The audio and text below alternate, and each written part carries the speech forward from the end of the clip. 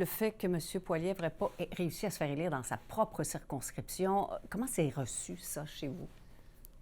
Ben, c'est sûr que c'est décevant pour lui, comme de ne pas avoir été élu, mais à un moment donné, une élection, des fois, on a des variables qui font que tu peux gagner ou perdre. Ça, il faut voir qu'est-ce qui s'est passé dans son comté. Mais moi, ce que je dis à tout le monde, c'est que Pierre Poilievre, depuis 2 ans et demi, depuis qu'il est chef du Parti conservateur, a fait le tour du pays, je ne sais pas combien de fois, a vu des milliers de personnes, et à la fin, bon record de nombre de votes, 144 députés qui ont été élus. Au Québec, on a fait des gains, on est parti de 9 à 11 députés. Donc, tu sais, M. Poilievre a peut-être été moins dans son comté parce qu'il faisait le tour du pays et qu'il a réussi à faire rentrer 144 députés conservateurs. Donc, moi, je pense que oui, sa défaite personnelle dans son comté, c'est une chose, mais ce qu'il a amené pour le reste du Parti conservateur, c'est énorme.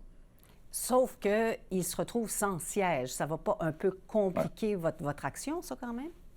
Bien évidemment, on l'a déjà vu à d'autres niveaux. À l'époque, avec Robert Bourassa, je pense qu'ils ont gagné un gouvernement, libéral au Québec. M. Bourassa n'avait pas gagné son siège. Donc, il y a eu une partielle ailleurs. C'est sûr qu'il faut trouver une façon d'avoir un collègue ou une collègue qui va devoir laisser son siège, puis que M. Poilievre ne se faire réélire. C'est sûr que ça complique la vie, bien évidemment, mais il reste que je pense que dans nos collègues, il y a des gens qui vont s'offrir pour aider notre chef parce qu'il le mérite.